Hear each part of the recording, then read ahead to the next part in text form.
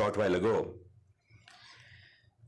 But when we employ technology, let me make it very clear that the purpose is not to exclude. The purpose is to include lawyers, to include citizens. Technology cannot ever be exclusionary in its ambit. The idea is to make life more transparent, more efficient for young members of the bar. Let me give you an example. If a young lawyer today wants to access Supreme Court judgments or High Court judgments, you have to pay a hefty fee to purchase a software by one of the top software providers. One of the things which I felt was, is there no way for us to provide these judgments free of cost to young lawyers?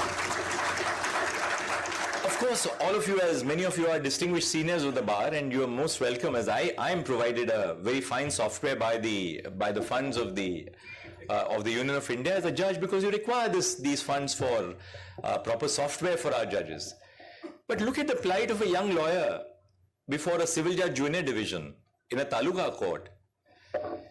We today on the National Judicial Data Grid, we have 77 lakh High Court judgments which have already been uploaded. Now, if all these 77 now, I've constituted a committee of 3 judges of the High Court, Justice Rajiv Shakdar of the Delhi High Court, Justice Raja Vijay Raghavan of the Kerala High Court, and Justice Suraj Govindaraj of the Karnataka High Court, to bring out uniform neutral citations. And I'm expecting that the report will be delivered to us very shortly, so that all these judgments which are now loaded on the NJDJ can be cited in a court of law. So this will be an enormous benefit to young lawyers who can access these judgments. If we do not provide the means for young lawyers to access judgments, to read judgments, how will they learn the law? And if they have to pay a hefty fee to even get judgments of the Supreme Court or the High Courts, how will they have access to the law? So we must create, by the use of technology, conditions. One of the missions of the E-Committee is to train human resources. So we have master trainers at the state level, master trainers at the district level, master trainers at the taluka level across India. And the idea is to train our lawyers on the use of technology. Third, we must not expect young lawyers, senior lawyers, middle-level lawyers, or our citizens to reach out to courts. The courts must reach out to them. So as part of the phase 3 of our e-courts project, we are setting up e-seva kendras in every court establishment.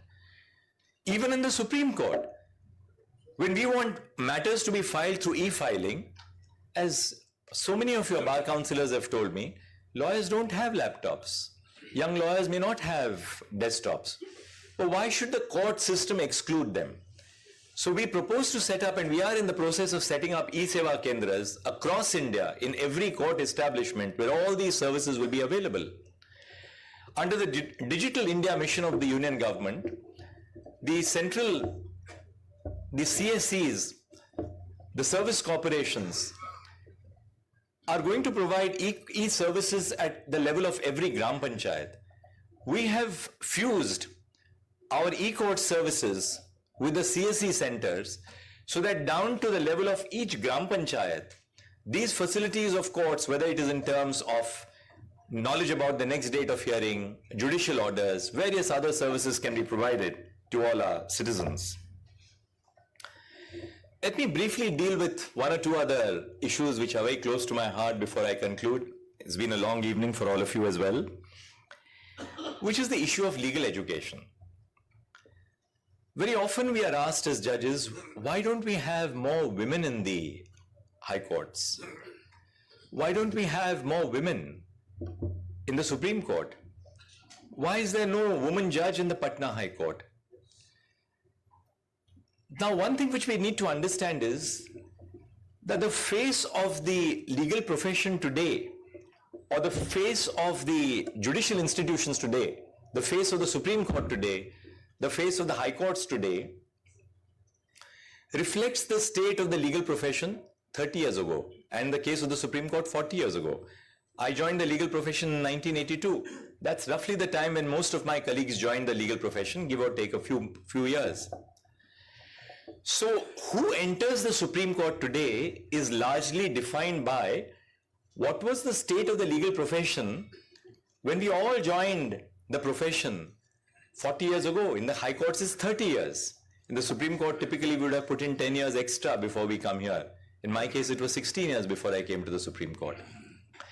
Now, what happens as a result is that if we do not create an equal opportunity legal profession today, these problems which confront the marginalized communities, not just women, but marginalized communities, will continue to fester in our legal profession decades down the line. So if we have to improve the state of access to opportunities to higher judicial offices, we have to change the face of the legal profession today in terms of who enters the legal profession. And the responsibility for that is not just of the government or the higher judiciary. The responsibility for that is of all of you as citizens, as lawyers.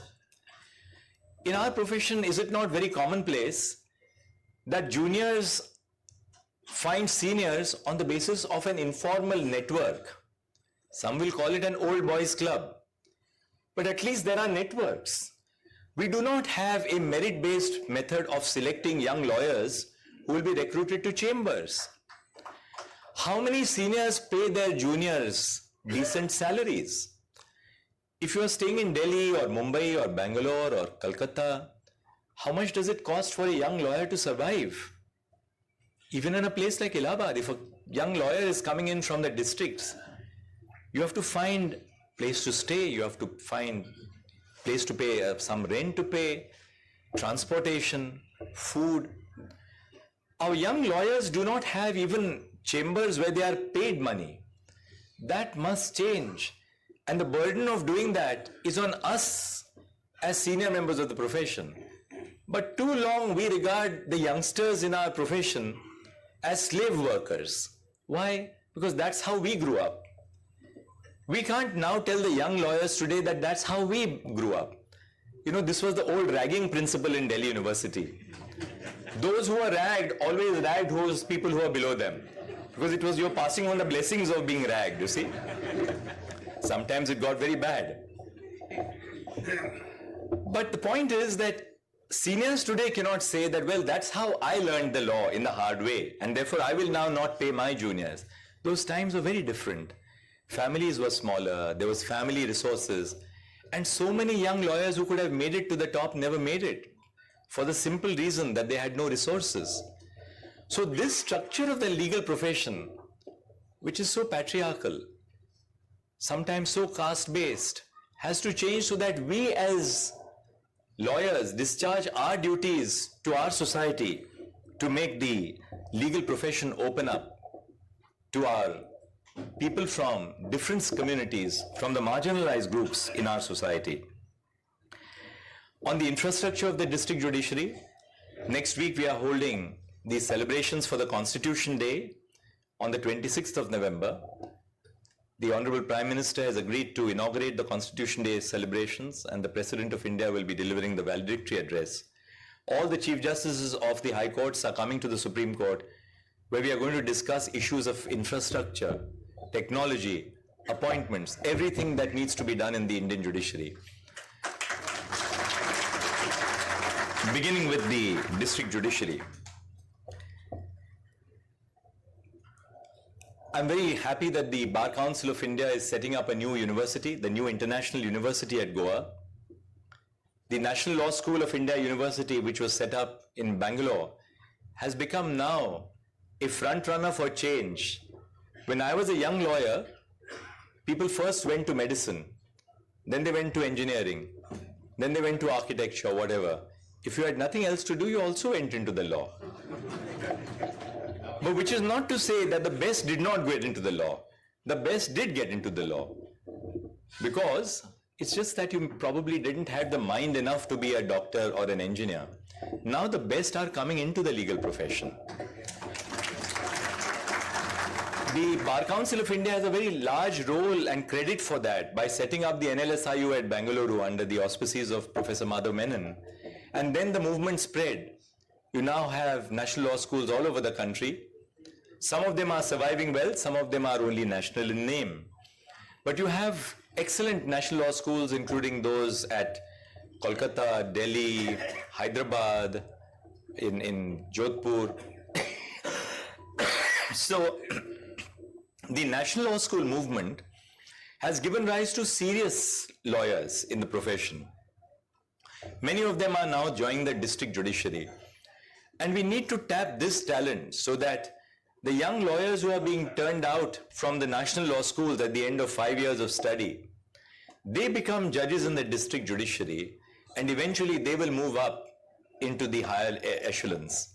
The recent recruitment in Rajasthan to the district judiciary gave rise to a situation where over 60% of the women of the people who were recruited were women. That's a clear sign of the changing times.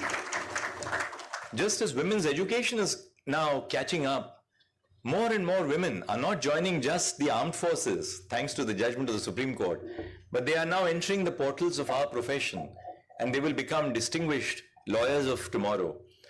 But my concern is that the optimism, the sense of hope, the sense of being proud citizens of this nation, they should not desert our young people when they actually enter the legal profession, when they come face to face with the reality of the legal profession.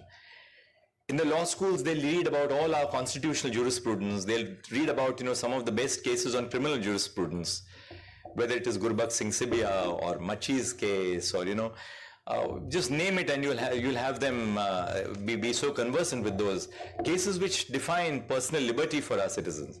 But when they come into the court and they have their first interface with court, that sense of optimism should not give way to cynicism.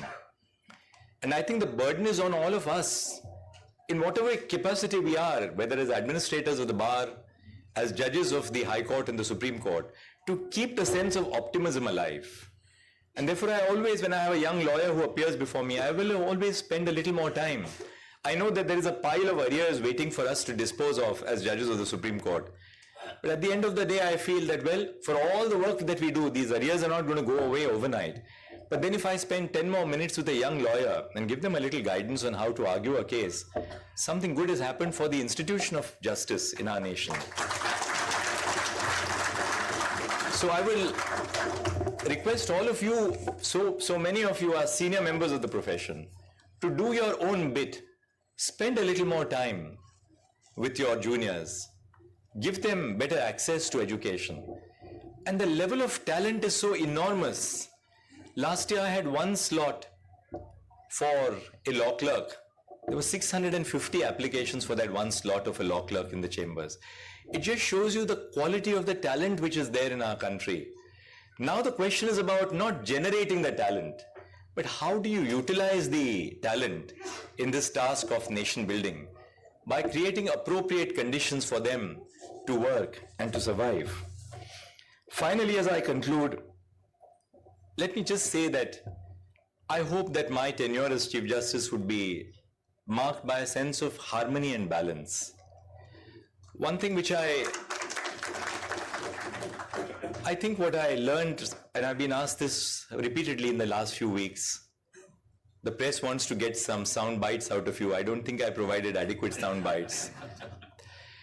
But one thing which I have always learned from the elders with whom I associated, not just within the family but outside as well, elders who I even now respect, is that what defines a good life is a sense of harmony and balance, to eschew positions which will destroy stability, harmony and balance. Because harmony and balance is crucial to maintaining the tranquility of our society. And courts as institutions of governance in the country have a very important role to define that sense of harmony and balance. I did that as Chief Justice of the Allahabad High Court when I moved from Mumbai. It was a very different learning experience. Mumbai was a commercial city, high value matters. You opened a tax case and it was 5,000 crores. And you didn't bat an eyelid and you looked only at the legal principle. We were trained to do that as company court judges, as tax judges, as commercial court judges. When I went to the Allahabad High Court, I realized that you were dealing with issues of primary teachers. Teachers who feel that, well, I've crossed the age bar, but I need that 6 months relaxation so that I can be a good teacher. On harmony and balance, just one last word and I'm done. Dr. Ambedkar, when he spoke to the Constituent Assembly on the eve of the adoption of the Constitution, said that satyagraha, strike, this was an instrument when we were under colonial rule. He said that we are now making the migration to home rule. We are ruling ourselves. So satyagraha, strike, which was very relevant to the times of the colonial rule, must give way to cooperation, stability, tranquility and balance. And that's the tranquility, balance and social stability that I speak about. So as members of the bar, I would appeal to you. I was Chief Justice for 3 years in Allahabad. We had a couple of strikes. But I would always call upon our lawyers and say, come on, talk to me. What's the problem that you're facing? Why this feeling that we strike against each other? Because when lawyers strike, you don't strike. Who suffers? The consumer of justice for whom we exist suffers. Not the judges, not the lawyers. Possibly the lawyers, because after a few days the fees start drying up. But the greatest sufferer is the consumer, the person for whom justice is meant. So I think so much of what confronts us in terms of our problems, in terms of our pendency, can be resolved by dialogue, by understanding. And I think it's important for the members of the bar to also realize that so very often when we take decisions in an administrative capacity in the Supreme Court, we are looking at things in a national perspective. Lawyers say coming from the district judiciary, and I don't blame them, will look at it from their district judiciary perspective.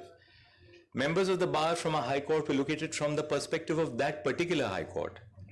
I always tell colleagues from the high court, now that I interact with them so often, that the Supreme Court does not reverse a high court because you are wrong. But sometimes you feel that the view which you are taking is a better view from a national perspective, from the development of a national scheme of judicial precedent. Not because the High Court was necessarily wrong. Because there are always two shades to a legal issue, as we know, or a social issue. So you must always trust. We must also learn to trust. Of course, question those in authority. But we must always learn to trust those in authority to a certain extent, at least, that they have the best welfare of the institution at heart. Sometimes, if you have the best welfare of the institution at heart, you have to take some tough decisions. But if we didn't take those decisions, it would be so easy to say, well, I'll have a nice time until the Constitution tells me to retire. Well, everybody, if we all did that, how would the country be a better place after a few years? So our mission is just the same. I must thank you from the bottom of my heart for the beautiful reception, the beautiful function. Usually I've been here when other Chief Justices, my predecessors, have been felicitated. And I would sit back and I would chuckle at, these large bouquets being handed over. Now it was my turn today to receive all of them. But I realized that, each bouquet, each of those scarves, each of those turbans carries the weight of the expectations of the nation. So I'm sometimes worried about the weight of the expectations, because after all, I'm only a human being. And all your earnest desires and efforts are subject to so much, which the environment in which we live also affects and produces in terms of consequences. But we'll try our best, and I'm sure that you'll at least have one assurance from me that everything that I do would be in the interests of preserving the institution of justice so that it continues to have the faith of our common citizens. Thank you.